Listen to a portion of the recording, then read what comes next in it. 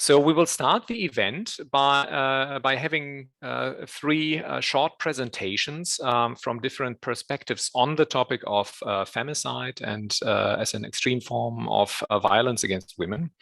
And afterwards, we will have an open discussion where we will also welcome you to participate. The first presentation we will have now is going to be by Marlene Pardeller, who is originally from Italy, but is based in Berlin by now and has been working in Germany. Also, apart from being a writing coach and an editor and a filmmaker, she also focused a lot of her work on the topic of femicide and intimate femicide. She's one of the translators of a manifest called Abbiamo un piano. I hope I pronounced it correctly.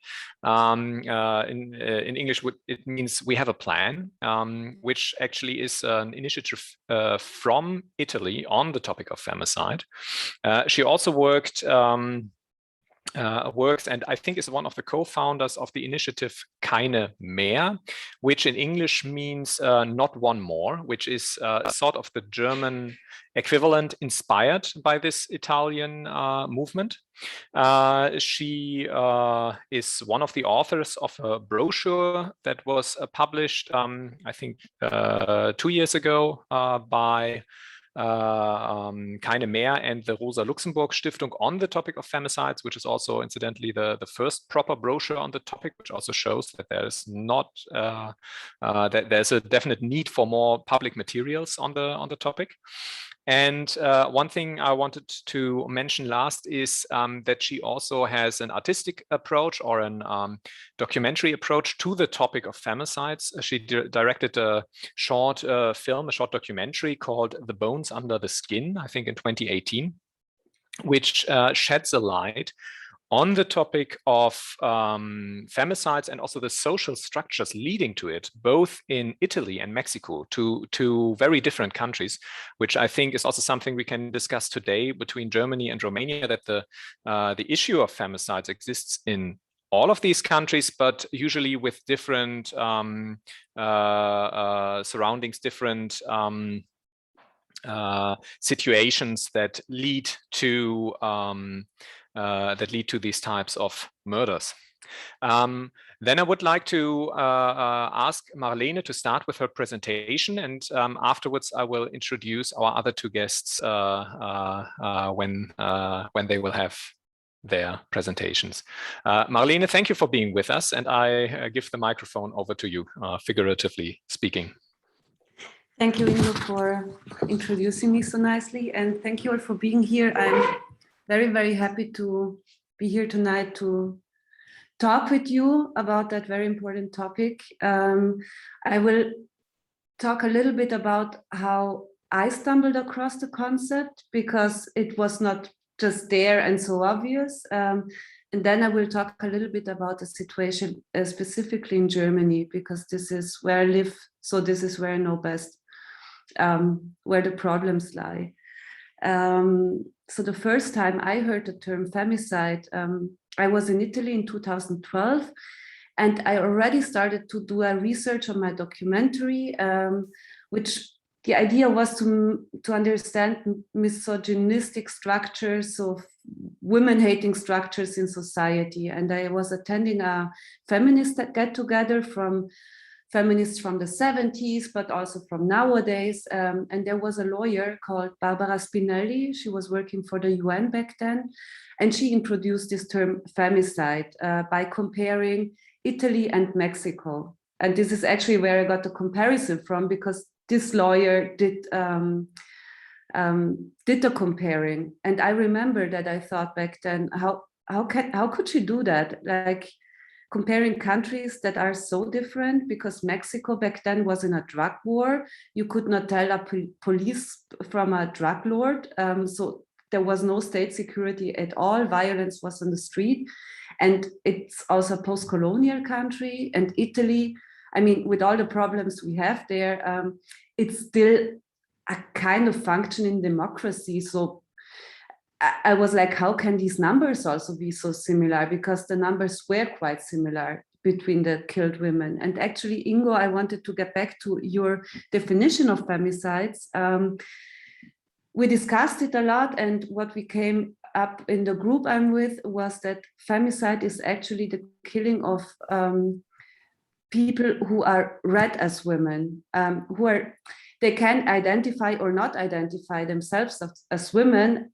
This doesn't matter. They are identified from the outside as women or not women enough, and this is where the violence comes from. And this was also something the lawyer was talking about. And she said that besides all the difference in the two countries, Italy and Mexico, we are facing in both countries a deeply embedded and everyday renewed gender-based violence. That is, and she explicitly said that it's within our education system where we got taught that binarity is the way we should look at things. And that means dividing people into two groups and two groups only, and that is male and female, doing that by birth, like not having the chance to think about it. It's a system that fixates your gender on birth, and with that fixated gender, certain qualities are projected on the people, right?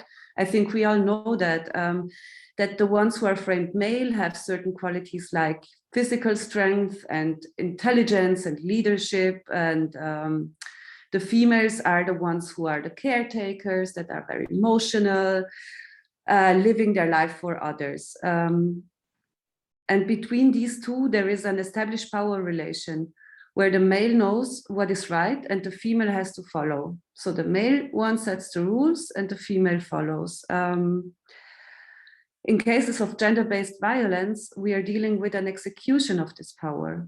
That means that in this setup, it does not matter if and how I define myself female or not. The outside decides if I am female and kind of the right female. If the perpetrator decides that I am not the female version I ought to be in his eyes, he might feel that this is a threat to his power position. So the violence acted out is there to re-establish the power relation. And I will give you some examples. I'm sure you're also very familiar with.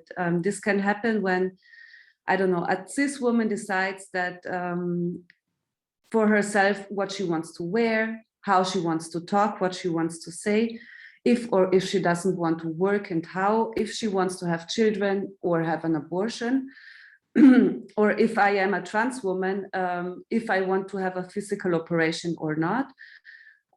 So whenever a female red person decides for herself what she wants to do, this is basically, she puts herself in danger. That said, it's quite tough.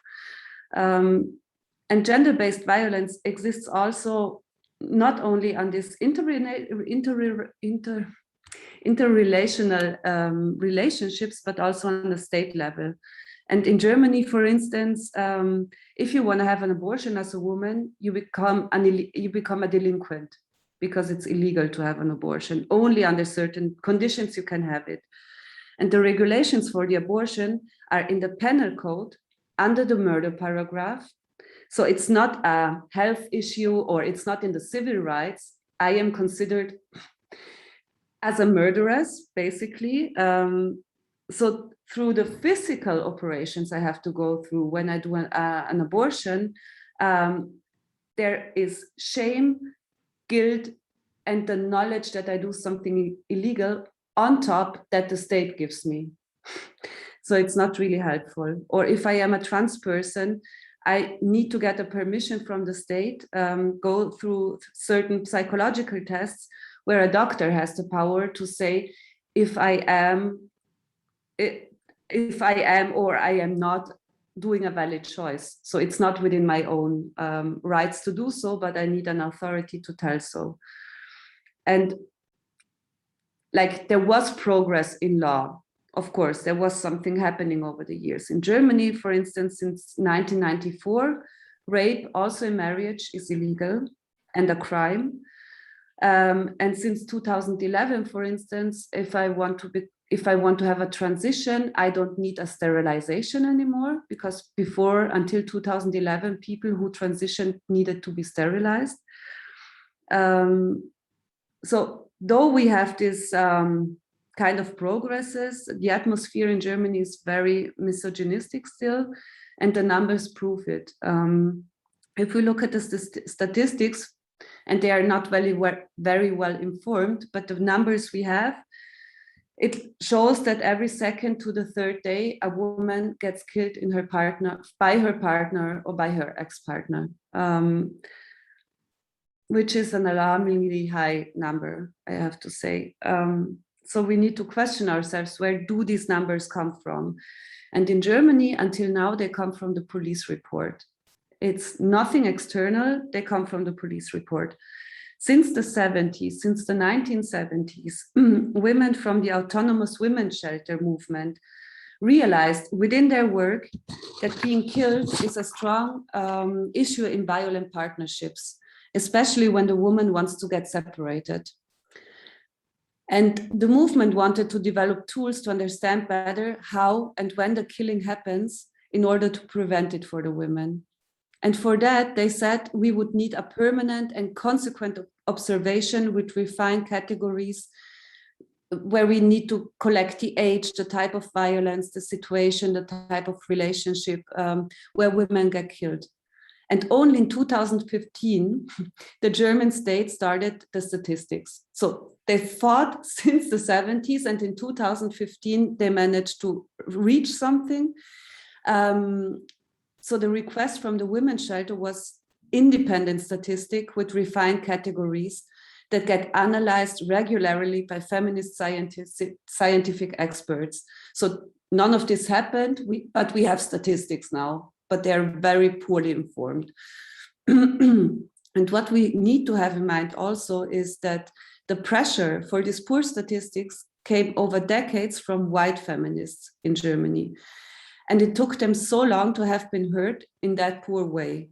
Interests that are pushed by non-white, cis or trans women still face strong exclusions and are until today often dismissed, such as the request of the feminist group called Women in Exile or Les Migras, who point out that the law who puts the right of citizenship in connection to your husband prevents women to get out of a violent relationship. And very often they get killed because they are not able to get out, because they're more afraid of deportation than of their violent husband.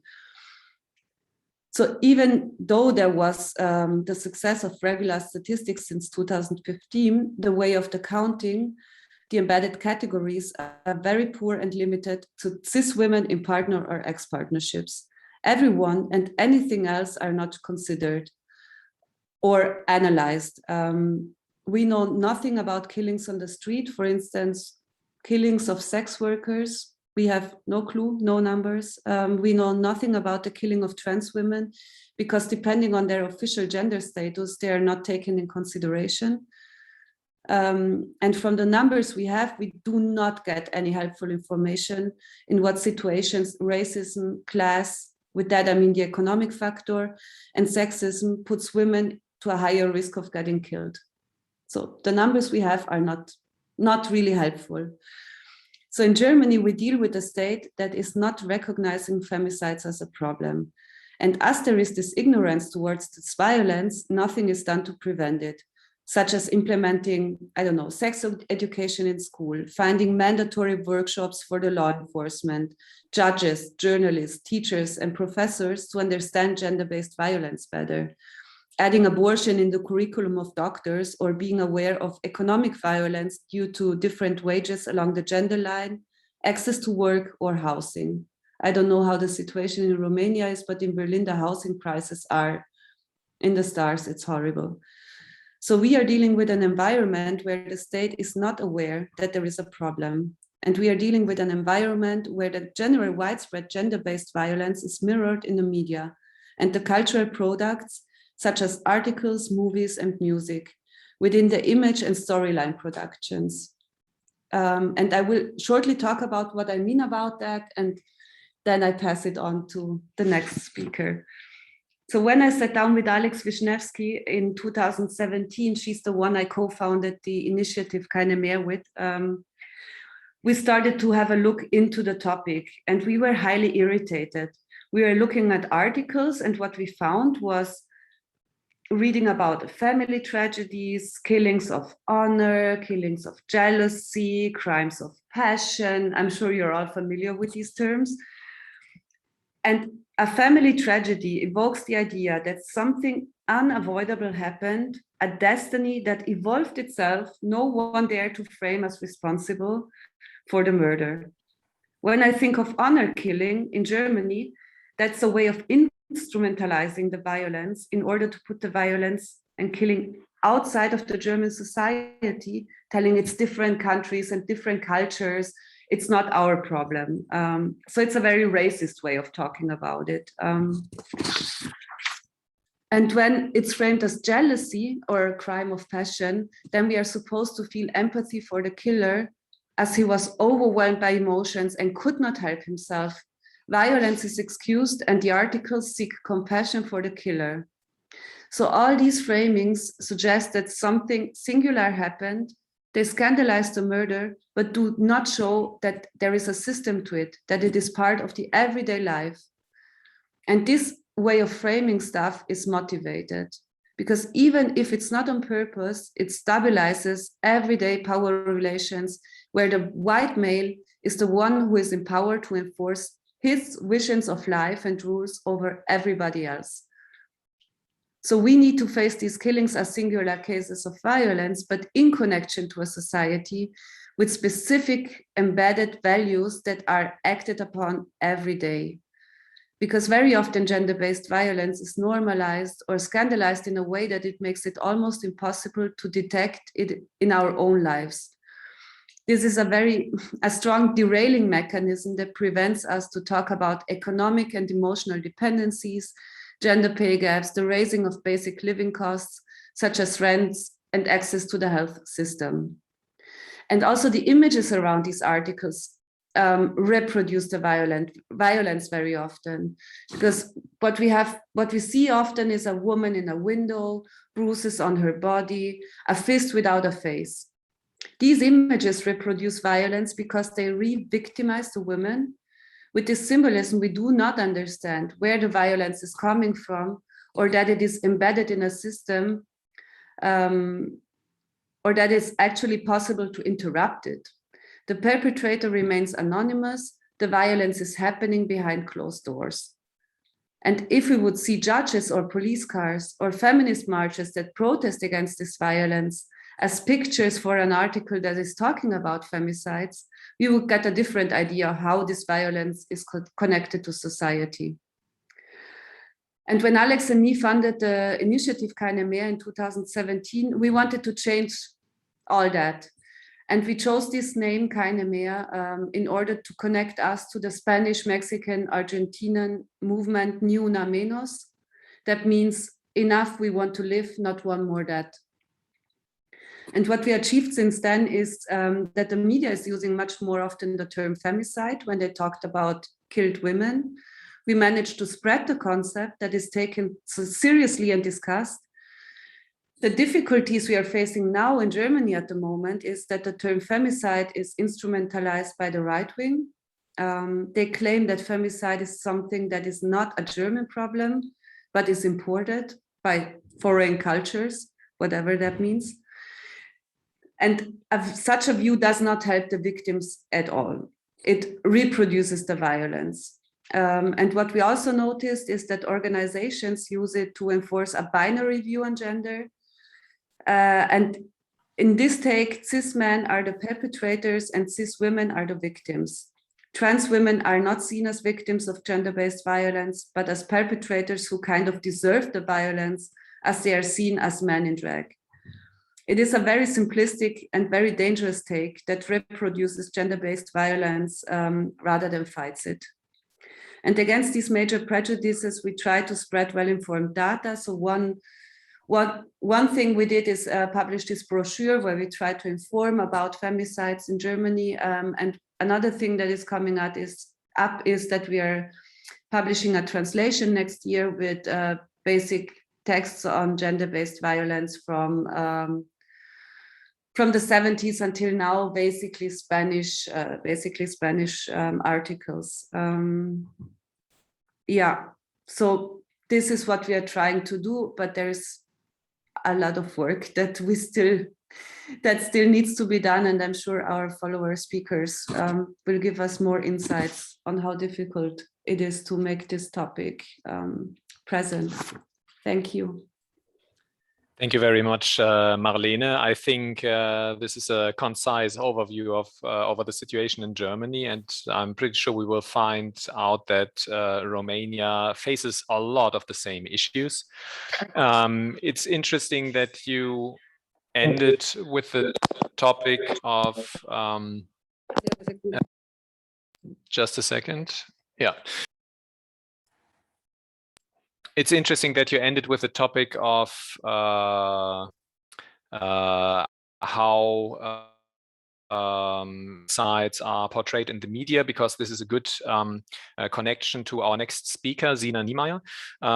Sina is a visual lens-based artist from Germany, also living and working from Berlin.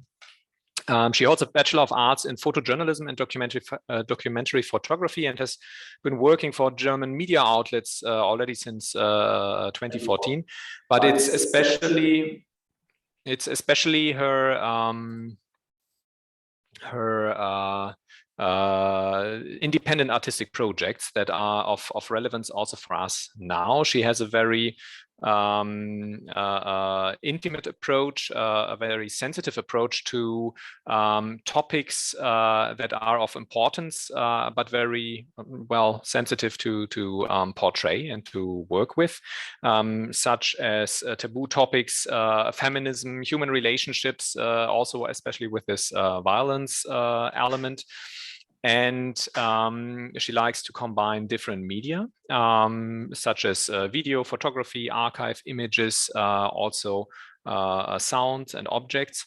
The work that brings her to our round today, especially, is a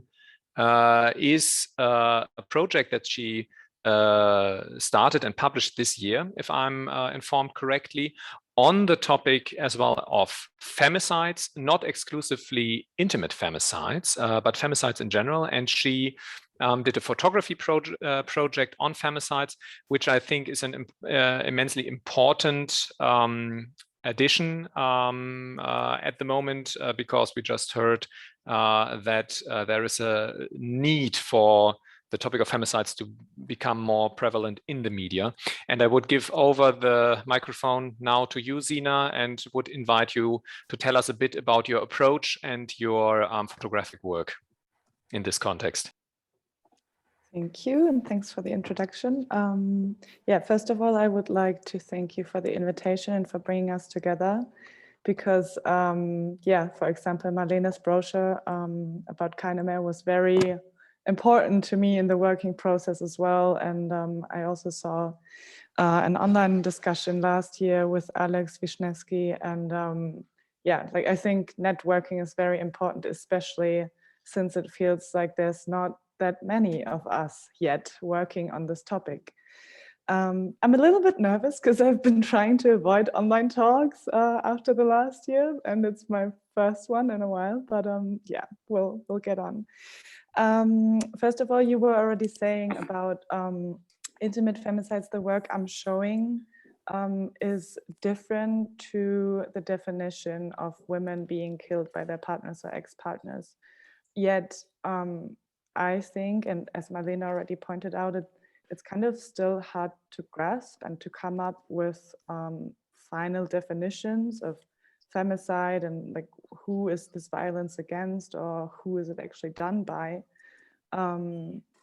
I use the definition the most that it is violence against anyone. It's pretty much like Marlene said, who is perceived as a female, or actually we need to talk about what kind of violence are we talking about? Is it violence against women?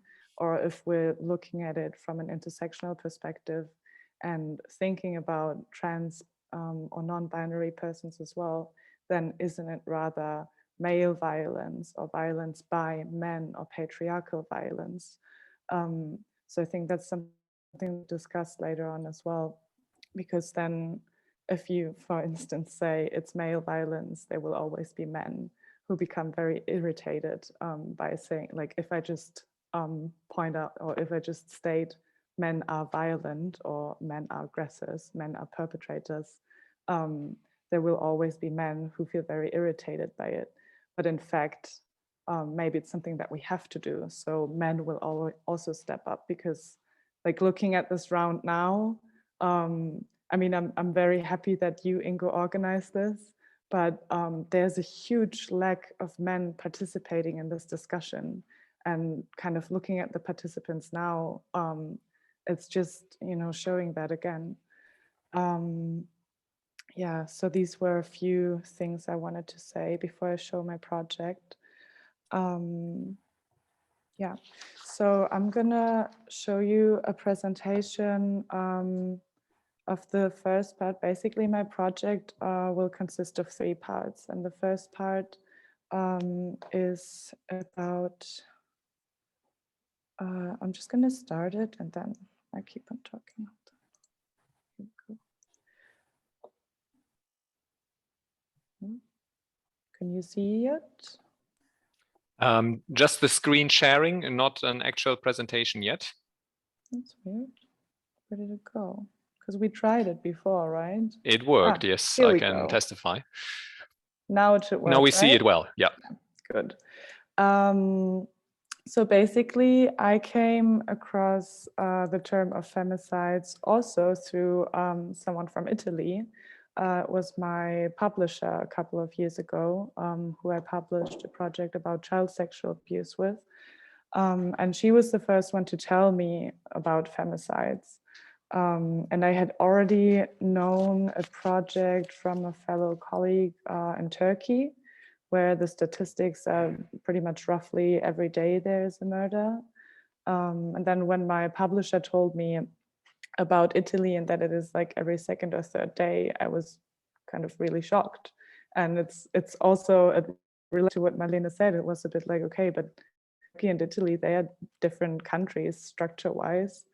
And then when I looked up the statistics for Germany, that coincidentally just came out like a couple of weeks after I had that talk with my publisher, I was even more shocked to find out that the numbers are the same for Germany. So I've had the plan to work on this for quite a while, and then as it is sometimes other projects took a lot of energy and time, but now I started. And basically the project is going to consist of 3 parts. So the first part we're seeing today, in which I worked with relatives, more precisely the mother and the sister of a 15-year-old girl called Noelle, who was killed last year in Berlin. And as a second part, I'm starting that next year. I will go through the statistics that only shows, as Marlene pointed out, the murders of women by their partners or ex-partners. So it doesn't even show all femicides, but I will go through that and visit all the places where a femicide happened and document them. So you'll see at the end kind of like a huge board with lots of different places that seem like taken from daily life. But in fact, when you have the description, you understand that it can happen anywhere, and that it doesn't really matter which part of society you're from, or like where you come from, or like all these I don't know, presumptions that sometimes are connected in it. Yeah. So, but the first part is this. So Noelle, she was 15 and whoops, there we go. And she met a stranger at a train station on her way home. And like I watched pretty much all of the court trials. And supposedly she didn't know him before, and they just had a short conversation at the train station.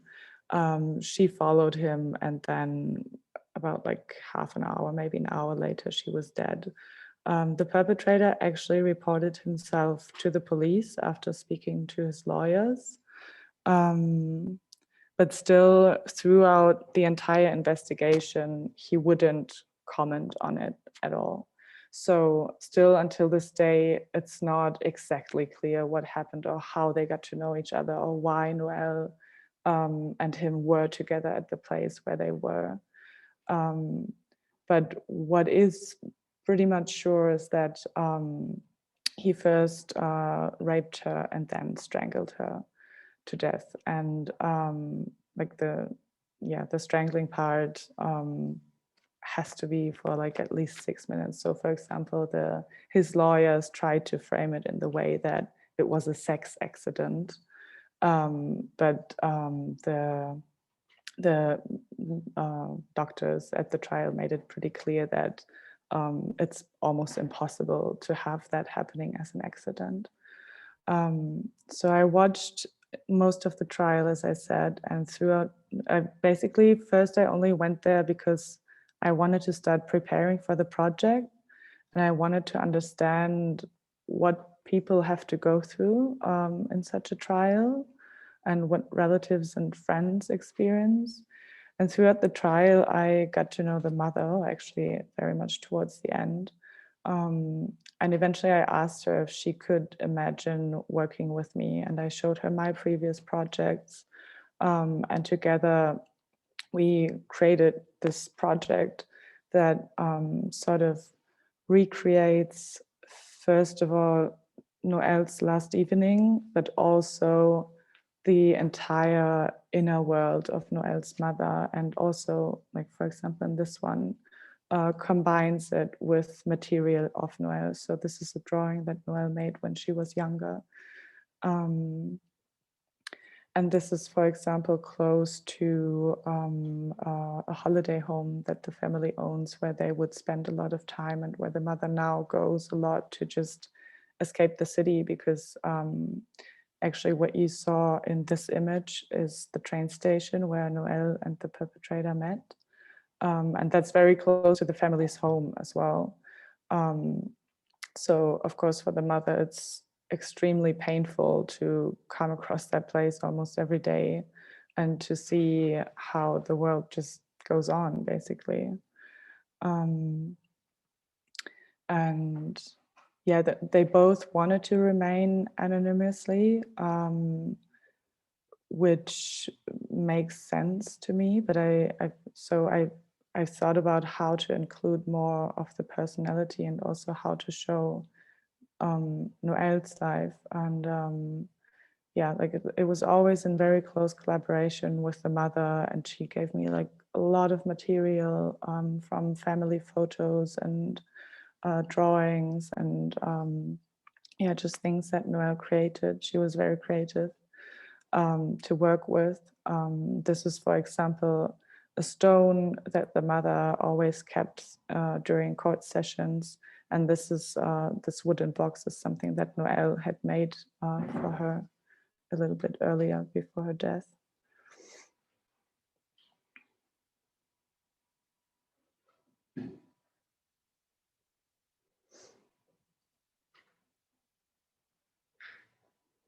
And I think, yeah, I mean, before we started this work, I talked to the mother for like a few hours as well, because for me it was very important to, first of all, to know if she has a therapist, to make sure that she has resources, because I know that like going into such a process can be very painful and possibly re-traumatizing.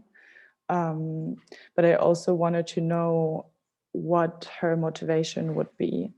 And she always said that for her, it's important that Noel won't be forgotten, and that there is another sort of reporting, because actually, Marlene pointed that out as well, the reporting when these kind of murders happen is just outrageously wrong.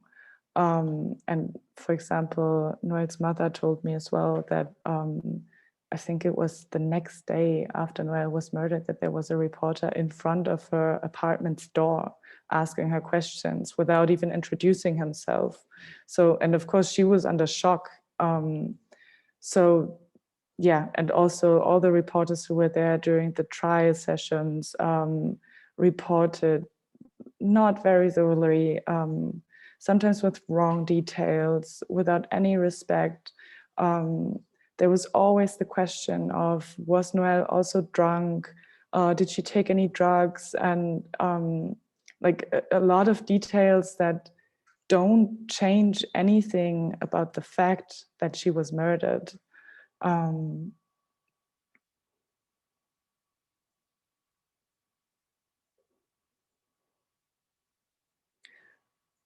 so this whole project kind of became, I think, like a speaker for Noel's family. So they know that the story is going out into the world in a different way, and it's sort of, yeah, giving like a monument to Noel, or yeah, it's just shining a different light on it, and making people see the person who is behind the murder.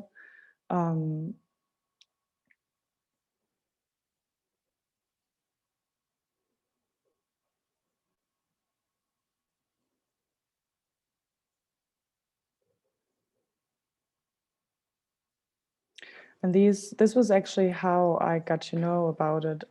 It was in a feminist Telegram group that people were asking for support to fold cranes and hang them up by where Noel was murdered, because that was like one of the ideas that she had before she died, that she wanted to put up 1,000 cranes there as a symbol of peace. So actually her sister and her friends, they keep doing that. Like whenever something happens, for example, at the court or when Noel was murdered, they keep putting up cranes to sort of to remember.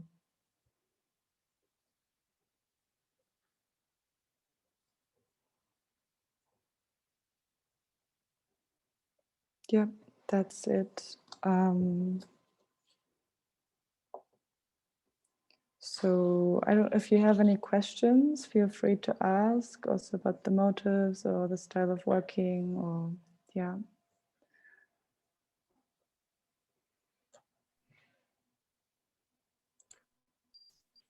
Otherwise, if there are no questions right now directly to Sina's work, I think you can also address it later and let the photos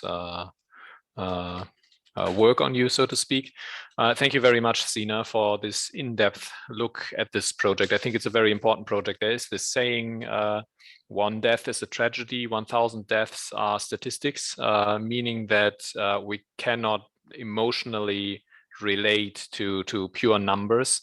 And I think it's very, very important to show actual cases. And I think this approach, this very sensitive approach, is the only possible way to deal with this topic, because we've just heard it also from you, Sina, that other media outlets or reporters and so have a tendency of not being interested in the details, changing the story, putting emphasis on the wrong angles, and so on and so forth.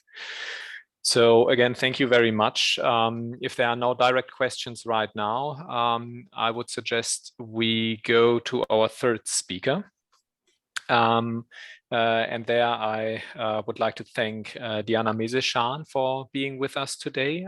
Diana is a journalist and photographer based here in Bucharest, and she currently works for Libertatea, but also wrote for Scena Noe, Romania Insider, Decad or Revista, also known as DOR.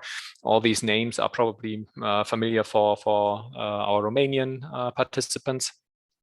And her stories focus on topics such as women's reproductive rights, migration, labor, marginalized communities. And she has researched gender-based violence. This is also why she's with us today in Romania. And what I find very interesting, also analyzed how authorities here respond to gender-based violence cases, and also how they perpetuate the cycle of violence, which also happens in fact. And she also has reported on the effectiveness of several programs designed to combat sexual violence in Romania, which I'm afraid are usually not as effective as they were meant to be. So Diana, thank you very much for being with us, and I would give the microphone to you to shed a bit of light on the situation in Romania. Hi, Ingo. Thank you very much for the presentation. Thank you all for coming here tonight. And I also want to thank Marlene and Sina for their very interesting presentations. I was super surprised because I didn't I realized that the term femicide is almost never used in Romania. I searched our website, Libertate, where I'm currently working, and we have used, like, in maybe 20 years of existence of this website, we have used the term 5 times. And then I searched the website of Digi24. Digi is the biggest news television in Romania, and their website is the most popular website in Romania when it comes to news consuming, and they have used the term 7 times, like throughout their history, which shows us where we are currently right now with this term. I haven't personally written on this topic, on femicide, but I can give you some facts. Like, for example, statistics show that there have been 51 crimes against women in 2019. But what is interesting and is related to what Marlene said is that these are only the crimes recorded within the family against women, because Romania doesn't have like the Ministry of Interior, which provides these statistics, doesn't have a different chapter for violence against women in general. Like, they have these statistics about violence, domestic violence, which is very interesting, because if you're a woman who is killed or a person identifying as a woman who is killed in the streets without any direct link to that other person, I don't know what will happen to this person, but probably she will not come up in the statistics. So I think this was a very interesting observation for me, which I haven't considered until now. I have to say that. And another observation is that in Romania, most of these conversations about domestic violence, about violence against women, take place in very small circles, in just some, I don't know, universities, maybe some feminist groups, but they never or almost never become mainstream. And that's a big problem for me, and I am not exactly sure why. So in particular circles, we're talking a lot about these topics. We're almost getting bored of these topics. I'm sorry to say that, but sometimes it's like, okay, we have written enough about this, we have talked enough. But then most of the people in Romania don't get to actually talk about this. And I think this is a super interesting conversation. I will tell you a little bit about my work, and I will start with the article I'm researching right now. I just finished writing it today. In the last month, I was part of a project, a collective project of journalists called Jurnalul Decretului, and we have researched the effects of a law which was given in the 60s, in the communism, and this law banned abortions, like almost completely. Basically, this is one of the articles, one of the laws that influenced most the lives of women in Romania. And my article, the last article in this series, talks about the effect this law had on the sexual lives of women and on sexual violence. Because you have to understand that when you have no access to legal abortion, no access to contraceptives, no sexual education, anything that is related to sex, to sexual activity, it was seen as a great risk that could even lead to death. And it was very, very difficult to research this topic, because you realize that Romania has like a huge history of recent trauma, and millions of women and people identifying as women have experienced this direct trauma in so many direct ways, and there hasn't been a national conversation about it. And I discussed today with a woman who is called Rodica. She's 80 years old, and I wanted to share with you her story because I thought it's relevant for many reasons. And one of the reasons is that Rodica has never been part of the statistics, even if her entire life, almost entire life, is a series of repeated rapes, beatings, abuse of all kinds by her husband, but she has never reported him to the police, and she got to explain me why. Basically, Rodica got pregnant when she was very young. She was 16, and it was after a rape. But after that experience, she was a single mom. She got pregnant, and she was a single mom with a child.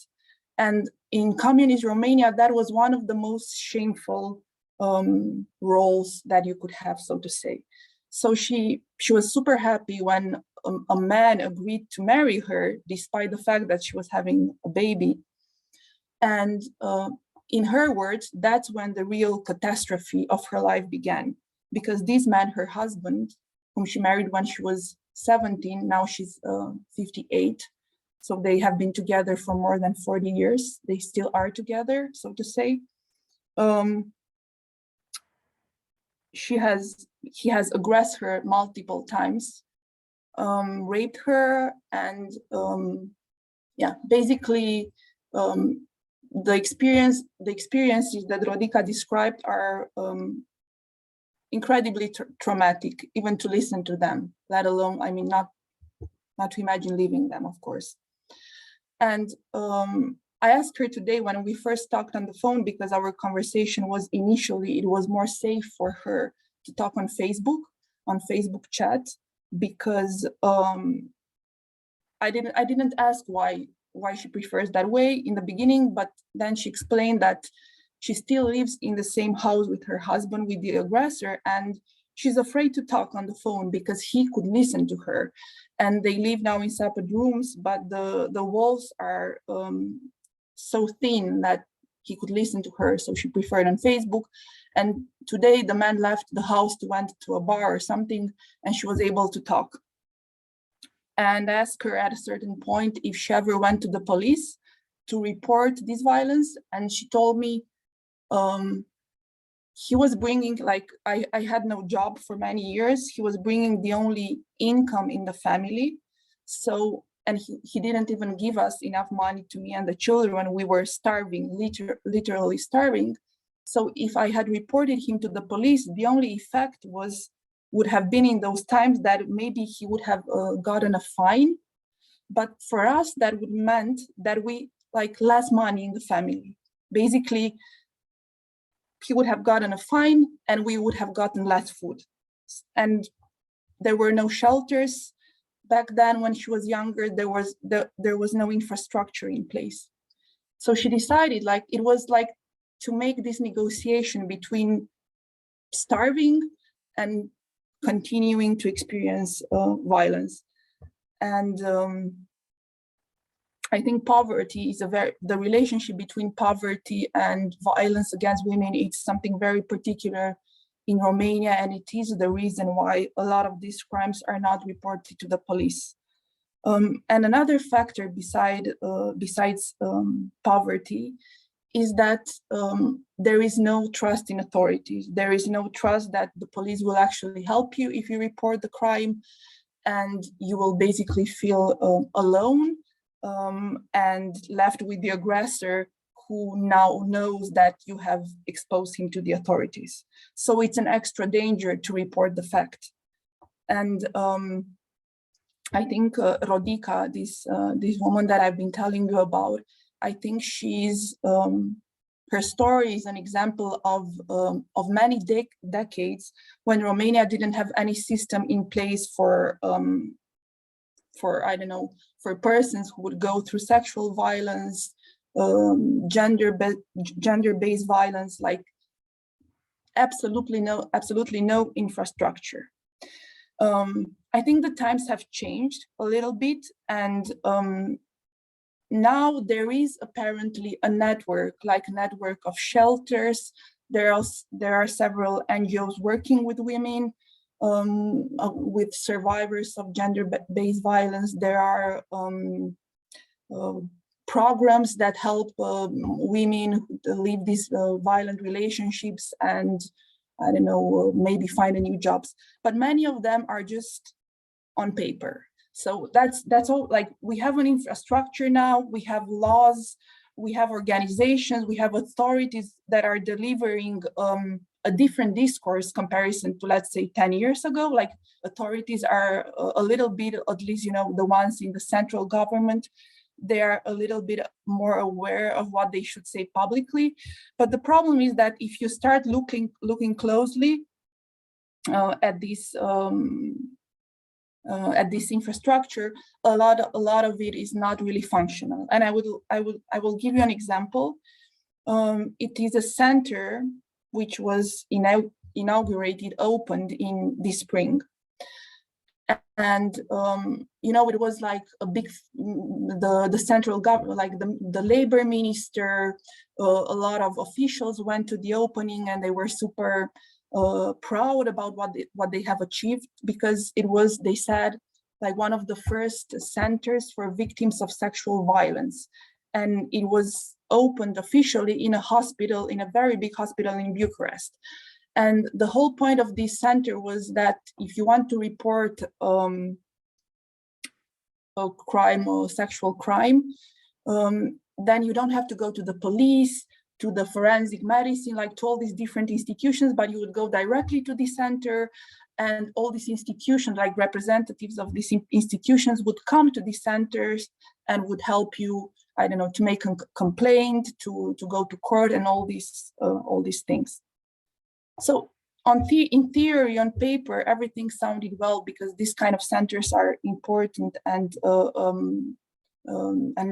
necessary for these survivors. The problem is that the center, so I looked into it a little bit, and I discovered that this center had been inaugurated, opened again, like not again, like it was the second opening, so to say, this year, and it had first been opened in 2018 at the same hospital with the exact purpose. But it was never open, not even for one day. And now, of course, the authorities hid this. Like, you had to research, you had to look into articles from 2018 to discover that. They didn't mention in the second opening, which took place this spring. And now it was opened again, and it was opened under a new European finance project. It's a project called Venus, and it has like 11 million euros. Like, it's a very big project, and this was only a part of it. Anyway, so a big fuss about it, a lot of authorities, and the next day I tried to call there, and I realized it was impossible to reach that center. Like, they didn't have any phone number. It was like a ghost. I went there after a week or something. The center was closed. It was impossible to get there. I went to because it's located in theory in a hospital, I went to the register. I asked about the center. They were shocked. After a half an hour, somebody showed up and said, "Oh, we are sorry, but the center is closed today. You need to make an appointment." Now, just imagine if you are a victim of sexual violence and you summon up the courage to go to report the crime, to talk about it, and then you go to the hospital and the center is closed. 3 months later, I asked authorities for data on the effectiveness of this center, and no person had gone there. Basically, it was not used again. And I think this is because it was very badly organized, and when it comes to these things, the little details are the most important. And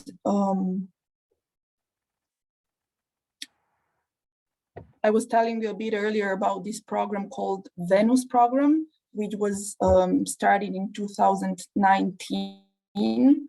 And the main aim was to open shelters, 42 shelters for the victims of domestic violence. So it was financed with EU money, 11 million euro, and it also needed to create job opportunities. 1 year later, of all these 42 shelters, only 28 were functioning in theory, but 11 of them didn't have any person, like no person, no victim, no survivor tried to use the services of these shelters, and only 28 out of 42 were operational. Also, like this program should have helped women and people applying to them, should have helped them find new jobs, but 1 year later, only 1/3 of those who actually used were counseled managed to find a job. So 1/3, which is the numbers are very low, and the money is like, we're talking about a lot of money with very little results, which I think is one of the biggest problems in Romania right now, because we are trying to show that we are doing something on these topics, because EU is asking us to do, but in reality, very little is done.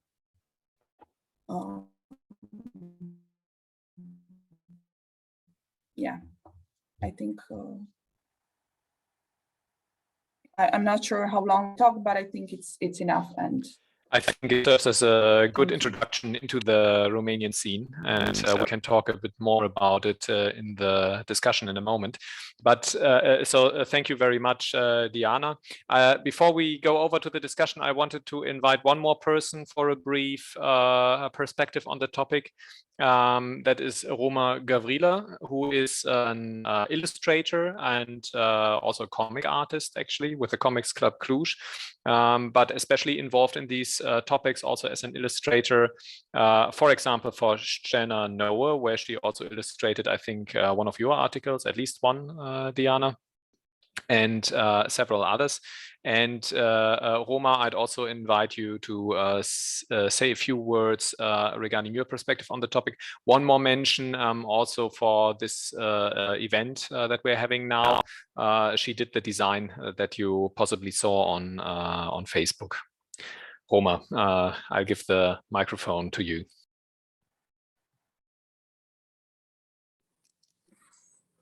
Okay. Hi.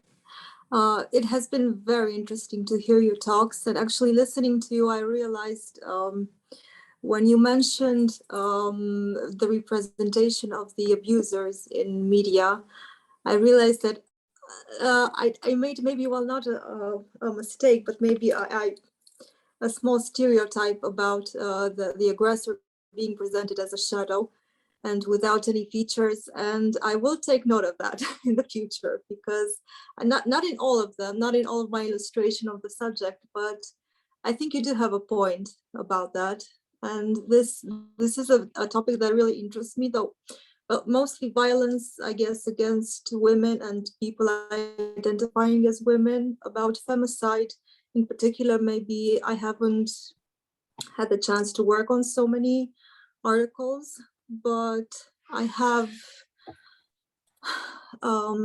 treated the topic of violence in a few illustrations that I made, and I find it very interesting to illustrate this sort of as difficult topics, let's say, because I think they're very important, and they need to not just present the facts, but also create a sort of emotional reaction from the viewer when reading an article. So I try to do that in my work as well. And also give the victims a source of power, so not to show them completely helpless, but also give them the power to try to stand up. And I can show you a few of the work that I've done so far, if you like. Let me just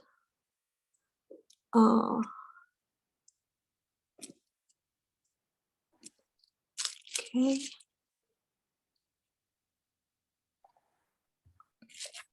Oh, just a moment. So this was for an article about a young woman who had been sexually assaulted and was now having her declaration taken by a policeman, and it was sort of showing the lack of structure where there should be a woman who would take her statement, there should be a therapist doing that, a psychologist, and the whole situation was very difficult for her and very stressful and traumatic, actually. And this was for another article about a female nurse who was being sexually abused by her doctor, by a doctor she was working with, who was also her superior, and people sort of pretended not to know, and she was forced to keep silence about it until she had the strength to open up about the subject and speak out. And this was for another series of articles about domestic violence during lockdown from last year, and which a lot of it was taking place on the background of alcohol and just being locked up in a very small space with your abuser. And also all the issues that were being raised by not being able to go out after a certain hour, and they would sometimes face fines. Sorry.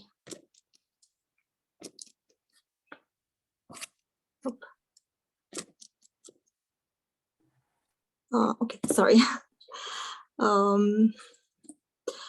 So yeah, this is some of my work that I've done in similar subjects as this, but it has been very interesting to hear, and it really gave me a lot more perspective on how to visually treat this theme in the future. Thank you. Thank you also, Roma. And I think now we can use the remainder of our time to discuss a bit more freely. I will give over the role of the moderator to Marlene, who offered to guide us a bit, and I welcome each and every one of us to share their ideas and thoughts on the topic. So please, Marlene, over to you. Thanks. Please, if you want to talk or ask questions or make comments, maybe you just can put it in the chat that you want to talk, so I can see your name and you get the microphone.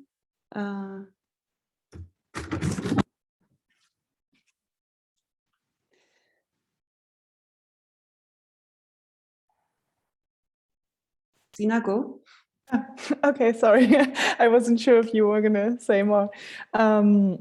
Yeah, regarding, because Roma just picked it up again as well, and regarding the question of showing perpetrators or putting more focus on them, I think it's really interesting to talk about that and discuss that, because I think there's always two sides. Like there's, of course, the idea of we have to show what perpetrators look like to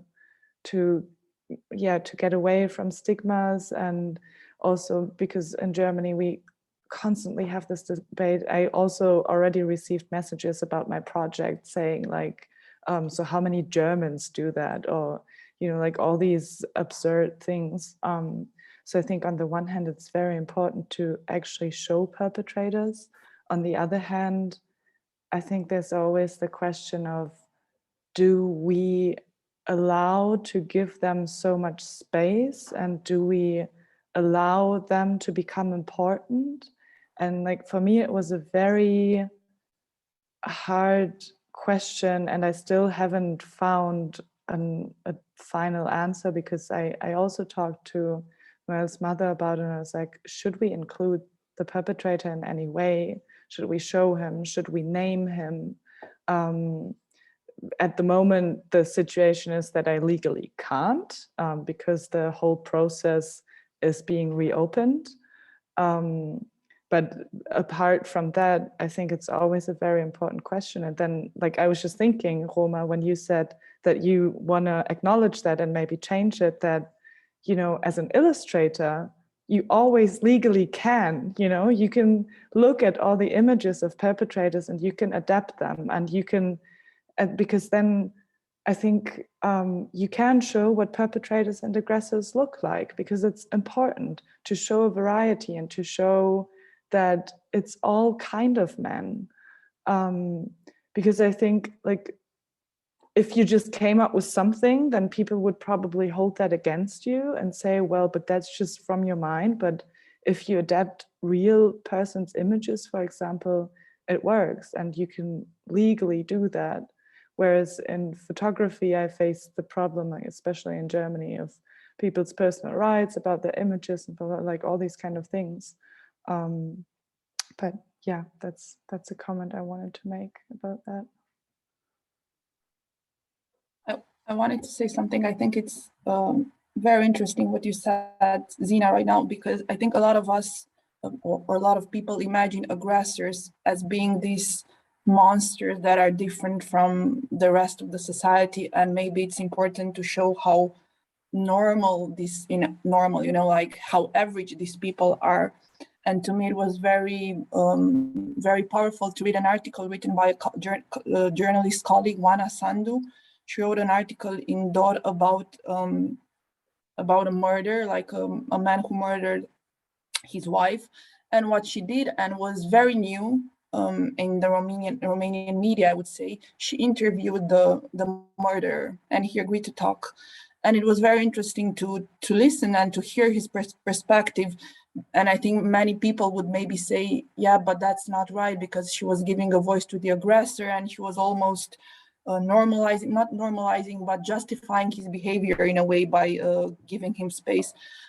But it was interesting to hear that he was basically a man who in a way, like, didn't understand that his wife wanted to divorce. His wife had different values, and he just felt left behind. He couldn't move on with his life. And he wasn't a monster. He was in a way a very average Romanian man. And that was in a way very impactful to learn about. I think it's because you were saying there's also an essay by Rebecca Solnit called The Case of the Missing Perpetrator. And I think, and I saw that in your illustrations, Roma, as well, that, you know, it's already a step to focus on the fact that the perpetrators are men, and to not only show victims and victimizing them again. But then, yeah, of course, there's always a very difficult line of, because by interviewing someone, for example, you're creating empathy for that person, right? But I think once we start looking at aggressors and perpetrators, that it has to be a step, and it has to be a basis, because right now also what Diana, you were saying, like how structures are trying to be implemented in Romania, it's still, again, only focusing on the consequences. It's trying to give women help, which is important as well, of course. But if we don't look at the source of the violence, and if we don't try to fight that, and if we don't have studies about that and numbers, and if we don't know exactly where and why the violence is coming from, then we can never eliminate it.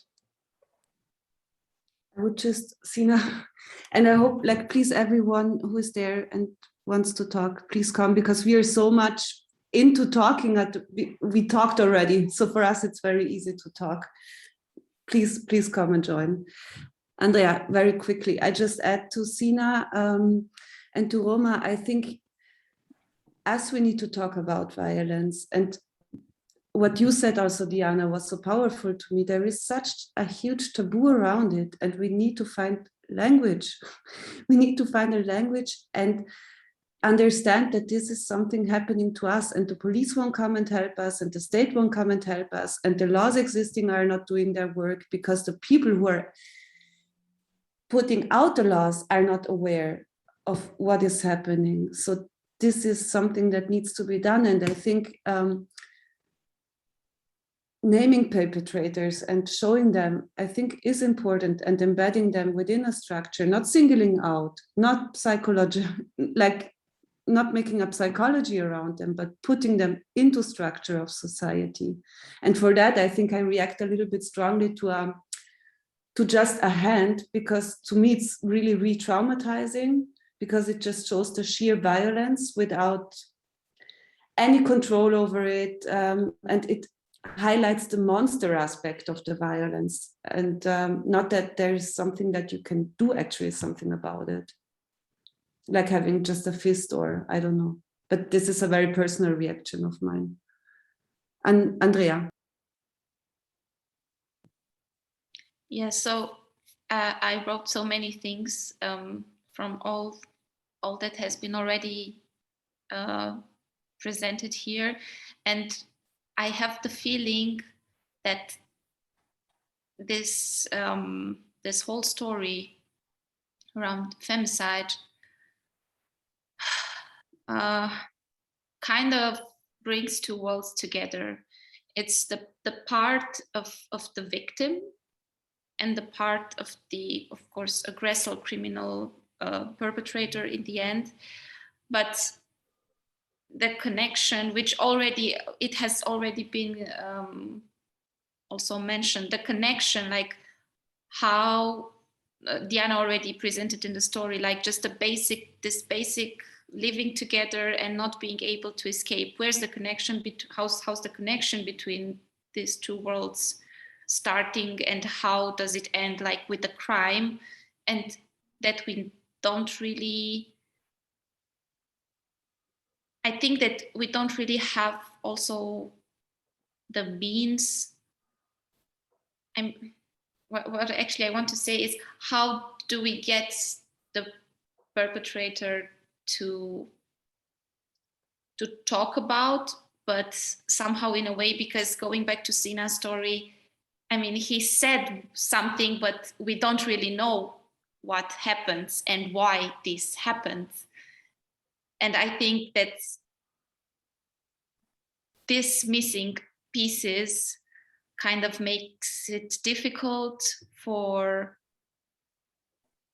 I mean, of course, for a victim to maybe understand herself, because we are talking about women, what is happening, but also for afterwards the others remain to know the story and to understand why and how this came to the point of killing that person. And Diana mentioned the article of Juana Sandu, like there she got the man to talk about it, and it seemed like he was open and honest about it. But maybe this is also a point how, I mean, maybe we have to learn, not we necessarily here, but as a society, the ones who are doing this, conducting these interviews, how do we get those people to talk about what happened? Because the victims cannot talk anymore, of course. I mean, those who are already dead. Thank you, Andrea. I think we will get back to that again, especially this talking about and who talks when the victims are not talking. Roma, I hope if it's okay for you, I would take Alexandra Russo first and then come back to you. Yeah, so Alexandra, please. Yeah, thank you. I'm asking myself, as you also said before, what are the reasons for these perpetrators to do what they do? Because like any disease, because I think this is also a disease of the society, we have to look for the reasons and somehow to find it from inside. Not only, of course, it's very important to help the victims and offer them support, and also to help them get out of toxic relations and toxic environments. But are these men, what does actually drive them to do this? It's the mentality, because we live mostly in a patriarchal society, or is it the abuse of power because they feel that they are more physically powerful than a woman, and then they just can abuse her? Or is it because women are the caretakers of the family, but they bring the money and they help sustain every family member? It's something, question which I don't know if there is any answer, or if there are any statistics around this, because I think on long term it's important to fight also this, so that the number of the victim goes down, and somehow to fight this phenomenon, or I don't know how we can call it. Yeah, exactly. You named it all. Roma, you want to answer that or get, Actually, I was thinking about what Diana said about how important it is to show how the diversity of abusers, how they don't have to look like monsters. And actually, one of the reasons that I was so interested in similar subjects to this was that growing up, I knew of people from very various social backgrounds who were abusers, although they were sort of it was treated very lightly. It's almost the people would try to find excuses. And I remember when I was very little, I had a very visceral reaction to that it felt very wrong. And later only I started reading and understanding why and how these things came to be.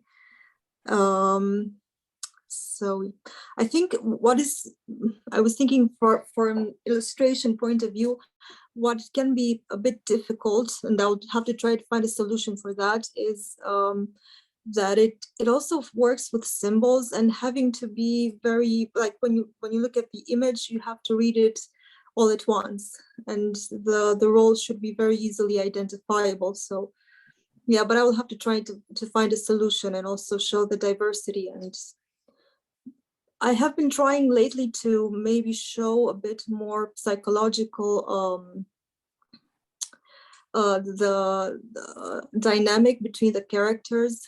So maybe that will be a way to integrate more the face and to make them more human, so not just shadows. And but I was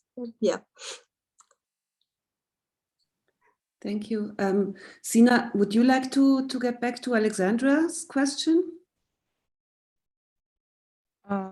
Yeah, sure. I mean, I think, Alexandra, what you said is especially exactly what I can't answer, because like to me, I've been dealing with violence, sexualized violence in my work for like 5 years now, constantly. And no matter what you look at, whether it is femicides, whether it is violence against children, and I think no matter which country you look at, there's always a huge lack of looking at the source of problems and of having good big studies and of financing that, and of also creating a support system for possible perpetrators, because that is something that we need. Like if someone realizes that they have a tendency to become violent, or that they have a tendency to be a pedophile, where do they go? Because it's not something that you just tell your friends about. So I think like all the questions that you raised, I have the same questions. And I mean, of course, there are like different reasons that we can name, I think. For example, there's the theory, of course, in a patriarchal system that the male needs to remain in a higher position, and as soon as that is questioned, it is like an attack to his own integrity. And of course, for instance, young boys mostly aren't raised in a very empathetic or emotional way. Like they are not aware of a lot of different emotions. You know, a lot of times they become angry, and for them it's okay to be angry, whereas for girls it's not okay to be angry. But these are, I mean, yeah, there are different ideas that I have, but I am really longing for studies and for scientific research and yeah, for like big programs that are funded by the state. But I think it's like Marlene says, at the end of the day, it's activists and people doing that on a voluntary basis and like trying to get this work done, which sometimes feels impossible though, without funding and support and without a state and politics recognizing this as a huge problem. Diana, would you like to add something? I was actually quite curious about how big these movements are in Germany, for example, because I know that Niuna Mas actually created a big street movement, and by comparison, Romania had some very shocking cases about 2 girls who were kidnapped in 2019 and killed. And it was a very discussed case, and it was super much in the media, and there was this little hashtag created afterwards, ca de una cădem toate, which is a sort of, you know, Niuna Mas. But it was so small, it was incredibly small. I think there were about 20 people gathered who went out to protest. And I keep asking myself why, you know, why this remains so much in certain circles, and why, you know, most of the women in Romania are not hearing about this, why they are not involved in this in one way or another, and why. So I think it's our responsibility as journalists also, that maybe we are not creating enough awareness about this, or that we are not creating the space for people to talk about this enough. And maybe also, I think the activists are trying their best, but they are using a lot of times a language that is very elitist, I would say, and they don't actually manage to reach out to the normal people, you know, to most of the people in the country. And I think that's one of the biggest problems, because we need these conversations at society level. I mean, in Romania, because I started talking about the abortion issue, like our mothers, our grandmothers went through huge traumas, like incredible traumas. And there is a story like that in every family. And these stories are not even shared within the family. They are kept as secrets and passed on to the next generation as this transgenerational burden, but it is a silent burden. And in a way, this creates the space for new abuses, because it means that if we don't talk about the abuse, we normalize it. We are very used to it without talking about it, and then we will accept abuse in our life as well. So I think that's a big problem. Yeah, I totally agree with everything you said. Ingo. Yeah, I only wanted to share a bit of a disheartening revelation that I had a few months back when I saw, I think it was a Spiegel article or something, going back to this topic of that Alexandra also introduced, of looking at the roots of the problem and of possible solutions, which is, I think, very, very necessary. And I always assumed to a degree that it's also without much thinking about it, but I always assumed it has also something to do with the educational level, for example.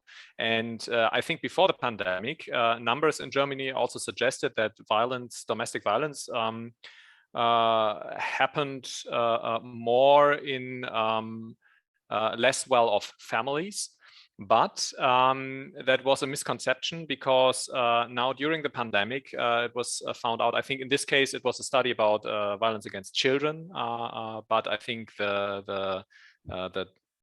it's conferable. It will be the same for domestic violence against women as well. That it happens as much in very well-off families as in not well-off families. The only difference is if it happens in an apartment block with bad walls, like what we have here in Romania often, somebody will notice, and at least some of the neighbors will notice. If it happens in a big mansion, no neighbor realizes it. And so that shocked me a bit, because I always thought, like, okay, education might be one of the solutions, or financial stability, because we've heard of many cases where of domestic violence where the husband or partner is maybe frustrated about the financial situation and finds a ventil, like a somebody to act out his frustrations on.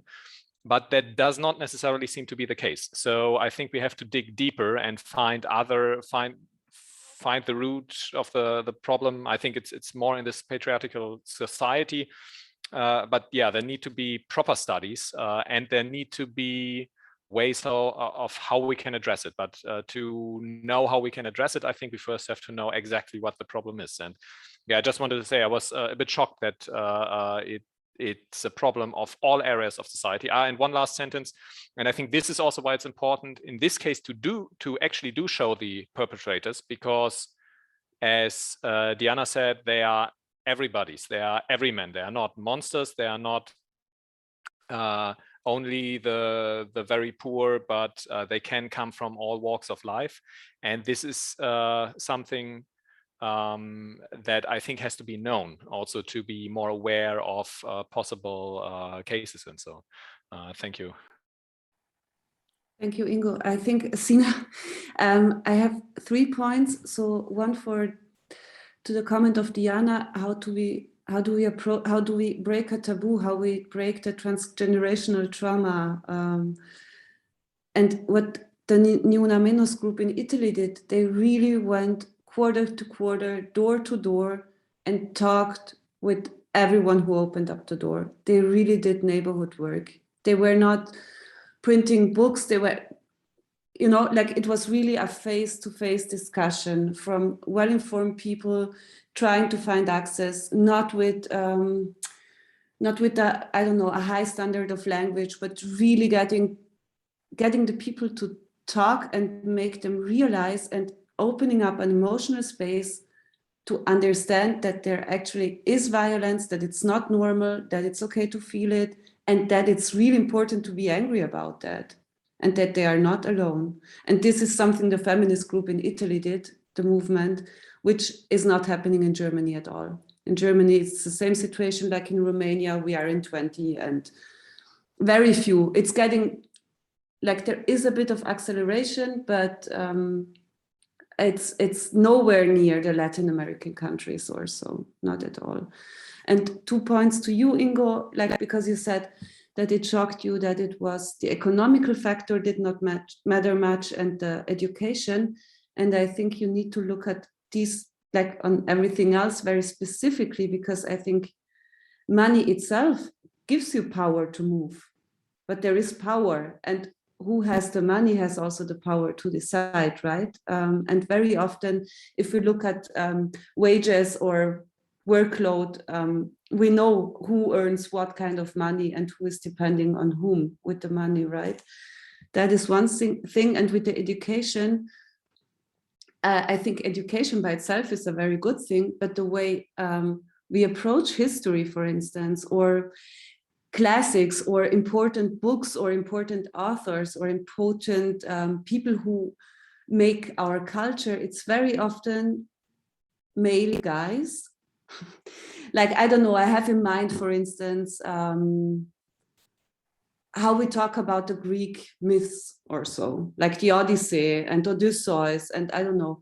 So we celebrate it as the base of our culture, and it's true, it's the base of our culture, but the way we talk about it, we are not questioning misogynic or gender-based violence within the stories. It's passed on as something to be celebrated. And I think you can do a lot by making a shift there and name violence where it's happening and talk about it. And with that, I think you have the possibility to say, we don't pass it on. We highlight it and we talk about it. And that doesn't mean to cancel the Odyssey or the Greek classics. It's just the approach that is different. Yeah, this is what I wanted to say. Sina, sorry, it was a lot. No, that's fine. I think for me, it's the same. It's like points piling up that I still want to get out. I wanted to get back to your question as well, Diana, like how big the movement is in Germany, because I think especially that is like very interesting about this conversation that we're having as well, to exchange how it is dealt with in our countries.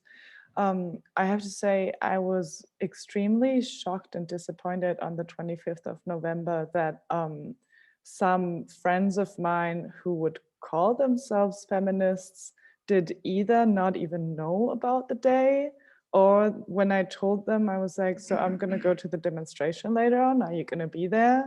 They were like, oh no, I have other plans. So like, and then at the demonstration itself, I think there were like, and it was the only one on that day in Berlin, and there were like 300 people. And I mean, they decided to have it in like the outskirts. So it was like kind of an irregular district for demonstration, but still it was reachable. And then on the other hand, I think it's like what you said, even me, I was a bit overwhelmed by the list of topics they had and by what they were asking for, and like some of the topics that were in there. I was like, oh, I don't know so much about it, so I don't know if I can follow your statement on it. But nevertheless, I went because I wanted to go on that day.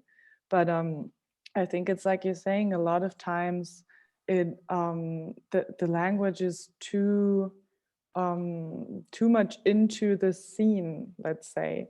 And like we become tangled up in theoretical discussions and therefore leaving out other people who are maybe only starting to think about these things.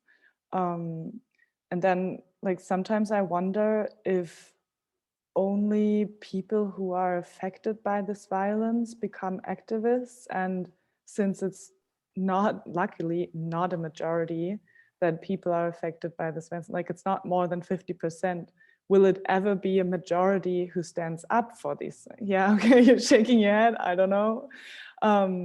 I mean, yes, of course, probably if you start counting in relatives and friends as well of people affected, then definitely you would have a majority. So it's maybe it's the question, how do we reach these people and how do we make them understand the system of violence? But then again, I mean, I can feel it too, that a lot of times I'm just tired and like I need so much recovery time sometimes. Also, when I was working on this project, it was so much energy and I needed to take so many breaks. And so I think, yeah, sometimes I become a bit frustrated maybe, or disillusionated, because I think that the reason why there's not a big outcry and outreach lies in the problem itself, because it is so exhausting to fight for it. Yeah, I don't know how you feel about that. I thought it was interesting because, as Ingo said, that he was expecting like education, higher education levels to be linked to less violence or more awareness in that sense. I think us in Romania, we also have this, we expect that things will be, people will be more aware and these aspects will be discussed more in more educated countries such as Germany, and the level of violence would be lower, you know, this kind of perceptions about the Western world, which is more civilized and less violent. And it turns out that, well, it's not like that. We So just it's very, hide it better. I think that's literally, I think that was like one of the biggest things when I grew up, that I realized that, you know, like in Germany, we are, or at least I was brought up in a way of everyone's equal. There's no racism here. There's no sexism here, blah, blah, blah. And then suddenly you grow up and you're like, okay, it's just all one big lie. But we're just so good at not talking about it and at not making it a problem.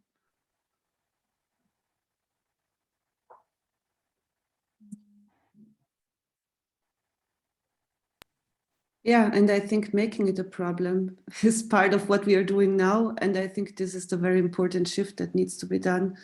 And then I think it's not only direct victims that will be on the street, because this violence, I think we need to understand that it affects all of us in one way or another, and in stronger way or more direct ways or others. But I rather raise my voice for everyone who needed to die or suffer from it than remain silent, because it's sheer luck if you are not hit by it. It's nothing else. It's not under your control, and it can be acted out whenever, wherever. And I think this is not a world I would love to live in, like based on fear and anger. Yeah.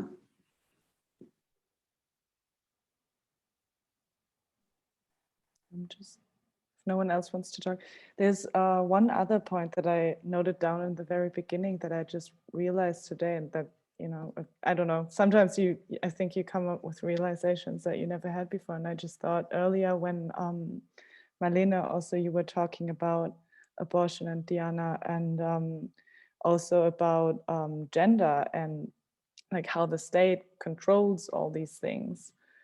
I think it was the first time that I realized how ironic it kind of is that when it comes to abortion and gender, the state makes rules and everything has to be checked and proper, and, you know, like the state gets involved so much, but the violence is still supposed to be something private, and it's still like, you know, people are like, oh, that's none of my business, that's their relationship. And the state as well, it doesn't get involved, which I think is extremely contradictory.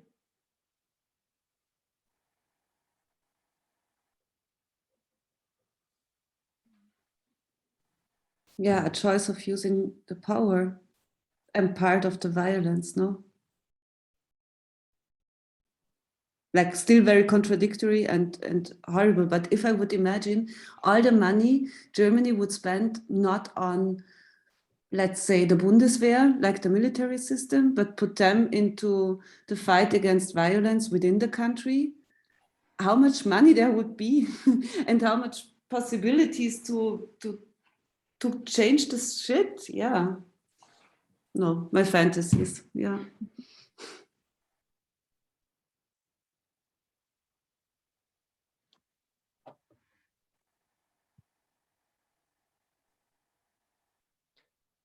I think if there are no more pressing points, I mean, it's now also quite late on a Wednesday evening, and I think we talked about a lot. If there are no more points to be raised, we can also slowly come to an end. I think we already discussed quite a bit more than originally planned. I would suggest, if it's okay for everybody, to maybe also exchange contact data, or if it's not okay for you, we can also facilitate that through the German Cultural Center. I would very much hope that some connections can be made, and I think this is a topic, while every country apparently has different issues and problems, I think there are also a lot of similar problems, and maybe also approaches that can be taken as best practices, especially what we heard from Italy, for example, the very grounded approach, and trying to get away from the very academical discussions, and making the topic approachable and understandable for the really broad public. So I have a last comment, and I forgot about it. It's related to what Sina said, and I think Sina said about made the comment that we're only women here, except for Ingo, and I think it's super important. How would I think this discussion about gender-based violence needs to be carried out, you know, regardless of the gender of the person, and it would be very interesting to discuss about strategies to be able to involve men more and to understand why men are so resistant to this kind of debates, because even if they're not directly affected, their mothers are, their daughters could be affected. And also I think men are affected themselves, there are pretty high numbers, at least in Romania, when it comes to the violence that men also experience, at least in families, as boys, or I don't know. So, but they don't talk about it. We don't talk about it. I think it's even more shameful as a man to talk about being, you know, the victim of an abuse. And yeah, I think this would be interesting, because I was talking to Roma yesterday about this article that I'm writing about the sexual lives of women in communism, and Roma is doing the illustration, and we were like, oh, anyway, men will never read this article. And I think we're so used to accepting that it's almost like giving up on this topic, and believing that it's almost impossible to involve men in this conversation. But without it, we're like lacking half of the society, and it's a big problem. Yeah, I just wanted to add, I think not to every female victim or also male victim, there is a male perpetrator. So there are high numbers of male perpetrators. So they are totally involved and so much embedded within the problem. And I think I would love to see a rising awareness around how every boy can be a possible perpetrator and what we can do about that from a male perspective. I would love to see that, really.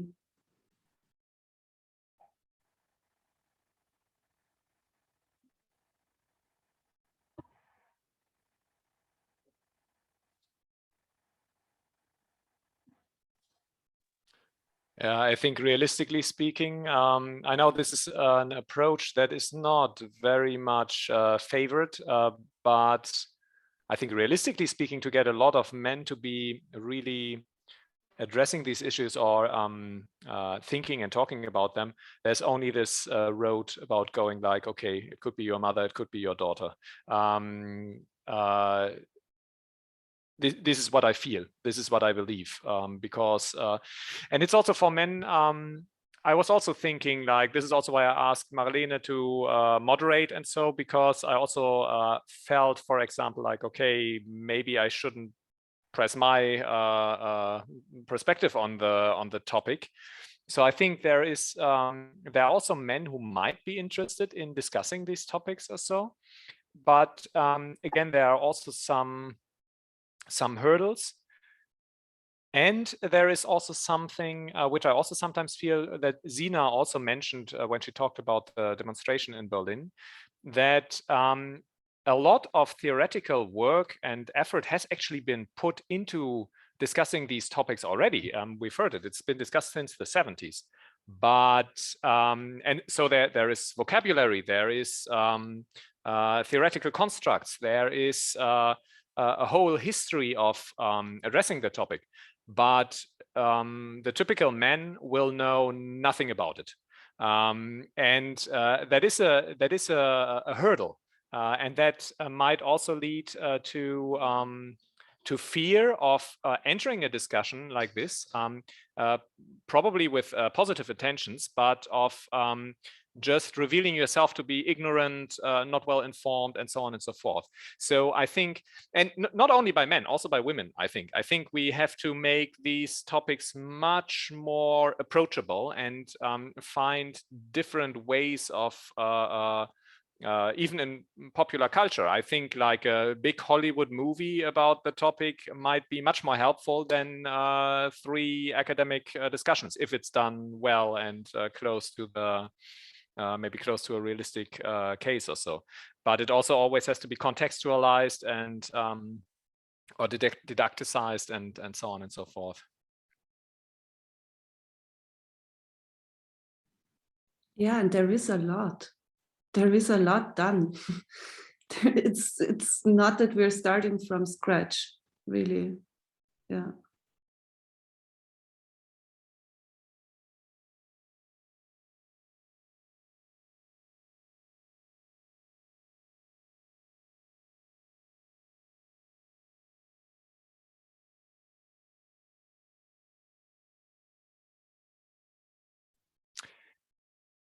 Marlene, what do you think? I think we've reached the end today of what can be discussed in this constellation. If it's okay for everybody, I think we can come to an end. I would like to thank everybody for participating. I think from my point of view, it was very interesting. We saw a lot of perspectives. We saw that the problem is has many facets, and to me, it was not a very